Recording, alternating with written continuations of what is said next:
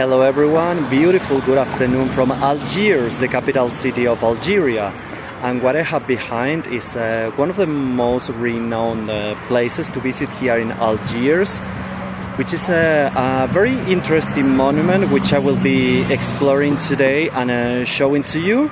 So without further ado, let's get into this series about tourism in Algiers, the capital of Algeria.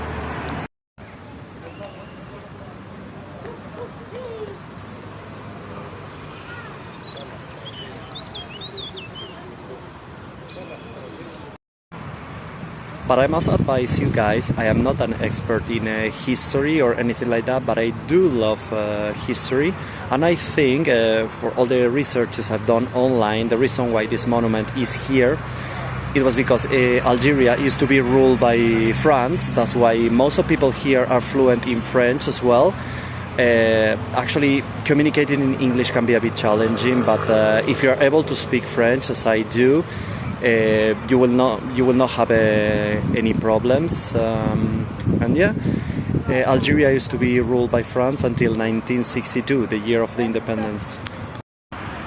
So basically, after the independence, there was a war actually, and as a result of that war, of course, so many soldiers died, and this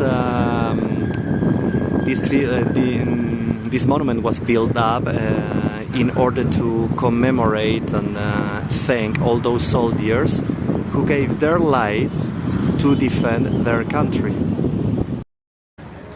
And in the middle of this monument there is this flame, which of course never stops burning, very similar to all the flames all over the planet, which commemorates the same kind of events along the history. And here, a different perspective from another angle. It is actually not possible to go around completely because there is a section that is closed, but still you can almost get a 360 degrees perspective from the monument. And this is an inscription you can find right in front of the monument, which of course I'm unable to read because I don't understand any Arabic at all. So if any of my followers is able to summarize more or less what is written down here, please let me know in the comments below. And this is how the area around the monument looks like. It's actually a very nice area. So if you come here by car, just look at this. There's plenty of space actually to park your car. So yeah.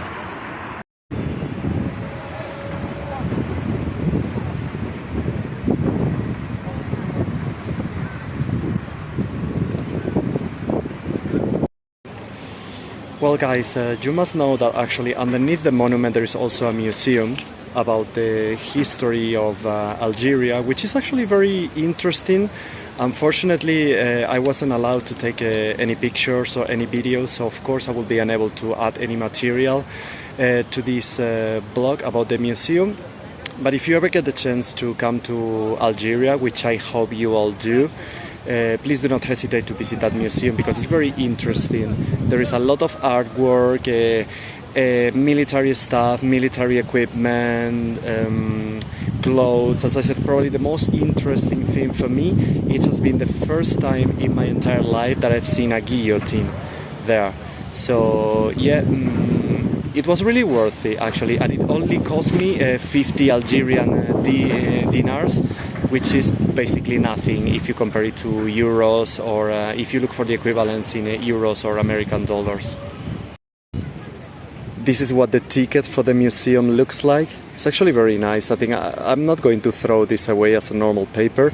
I think it's windy today. I think I'm gonna keep it actually as a souvenir. I will probably stick it to a book or somewhere where I can just, or maybe I will hold it to my fridge, you know, in between two magnets probably.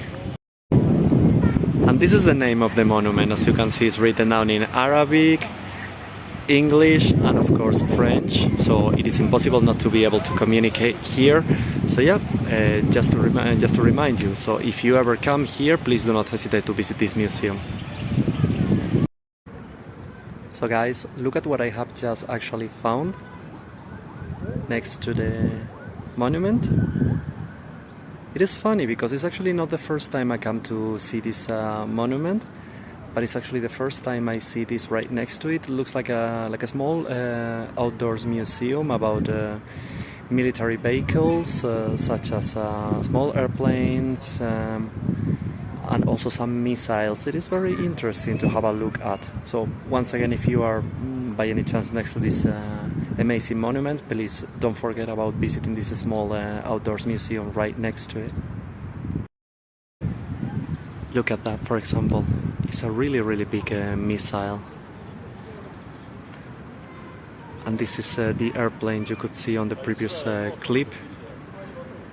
And it's amazing because it looks like just a museum, a piece of museum, but it was actually used back in the days. Look at this. Look at how interesting it is.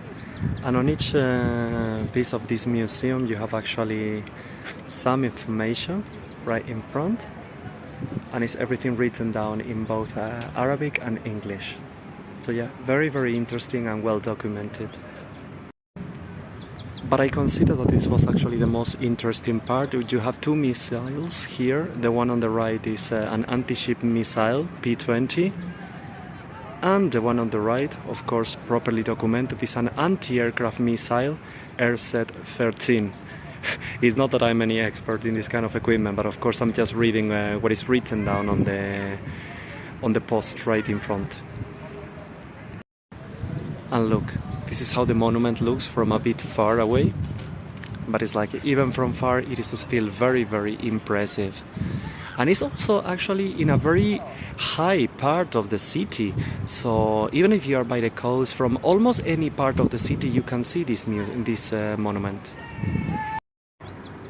So as I said before, even though it's not the first time I come to Algiers, actually I've been here already for several months, it is always nice to come for a walk to the city because, as I said, even though I have already visited this part of the city before, I ended up discovering something new which was next by.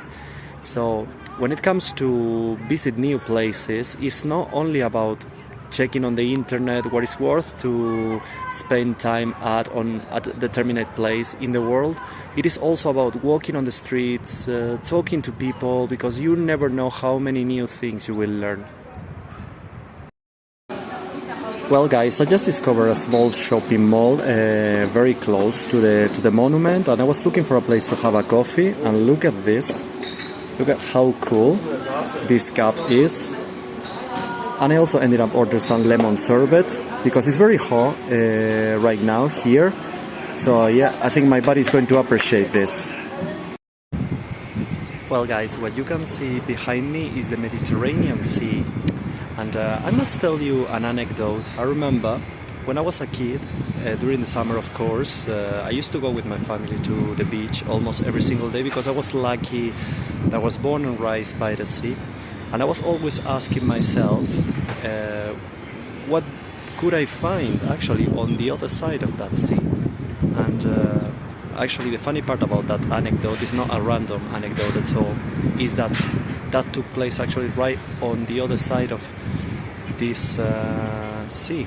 So yeah, right now, 33 years later, I am on the other side, as I was always asking myself about it.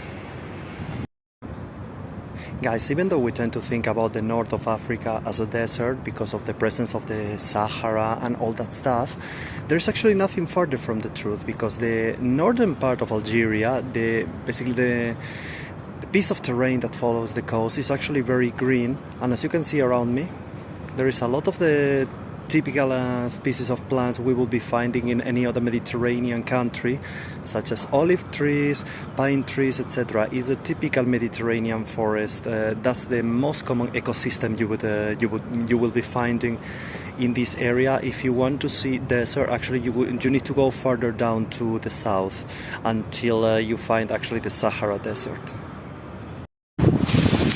Well guys, after that break in which we had a very nice coffee and ice cream, and since I consider that the most important part of traveling is actually learning new things and opening ourselves to new experiences and new people, let's just disclose some details about Algeria. because we are actually talking about the biggest country in Africa. It is located in the north of Africa, and a curious fact is that it hasn't always been the biggest country in Africa, because back in the years it used to be Sudan, but since it is split into two different countries, Northern Sudan and South Sudan, basically Algeria has taken it over as the biggest country in Africa. The capital city is Algiers, which is where we are right now. Other important cities in the country are, for example, Oran and Constantine. And the currency that is used here in Algeria is called Algerian dinar, and it has two different exchange ratios.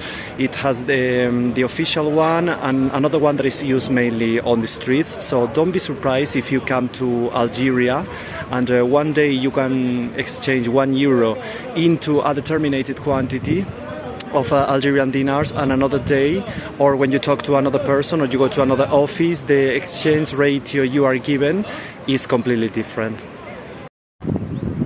And when it comes to organize a trip to Algeria, either as a tourist or as a businessman, please bear in mind that the process to obtain a visa can be quite tedious. Actually, they will ask you for a lot of bureaucracy, a lot of documentation.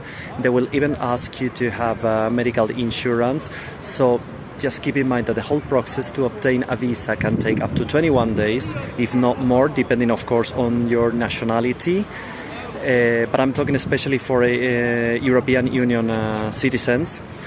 So basically allow yourself plenty of time since the moment you book the trip until the actual day of the trip.